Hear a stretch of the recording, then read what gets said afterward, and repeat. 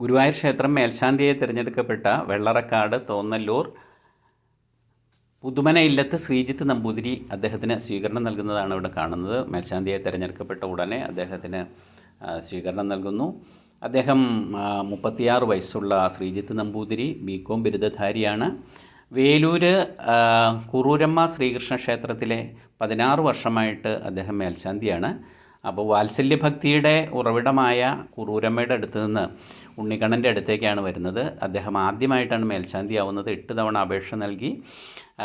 പുതുമന ഇല്ലത്തുനിന്ന് തന്നെ ഒരാൾ ആദ്യമായിട്ടാണ് മേൽശാന്തിയാവുന്നത്. ചെറുപ്പക്കാരനാണ്. 16 വർഷമായിട്ട് പൂജാരംഗത്ത് തന്നെയുള്ള ആളാണ്.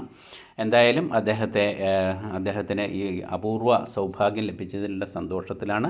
ഭക്തജനങ്ങൾ, വിവിധ ഭക്തജന സംഘടനകൾ അദ്ദേഹത്തെ ആദരിക്കുന്നു. അതിനുശേഷം അദ്ദേഹം തന്ത്രിമഠത്തിലെത്തി ചേന്നാസ് ദിനേശൻ നമ്പൂതിരിപ്പാടിനെ, ക്ഷേത്രം തന്ത്രി ബ്രഹ്മശ്രീ ചേന്നാസ് ദിനേശൻ നമ്പൂതിരിപ്പാടിനെ കണ്ട് നമസ്കരിച്ചു.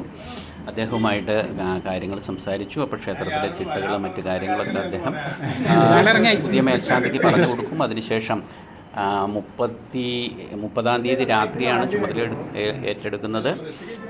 ഒക്ടോബർ 1-ാം തീയതി രാവിലെ അദ്ദേഹത്തിന് ഉപദേശം നൽകും. അതുവരെയുള്ള കാര്യങ്ങൾ, അദ്ദേഹത്തിൻ്റെ വിശദാംശങ്ങൾ ചോദിച്ചറിയാണ്. ഇത് പഴയത്ത് സുമേഷ് നമ്പൂതിരി, മുൻ മേൽശാന്തിയും മോദിക്കനുമാണ്. ചേന്നാസ് കൃഷ്ണൻ നമ്പൂതിരിപ്പാടാണ് ഇത്. നമ്പൂതിരിപ്പാടിൻ്റെ മകൻ. എല്ലാ കൃഷ്ണാർപ്പണം. പുതിയ മേൽശാന്തിക്ക് ഭാവുകമാണ്.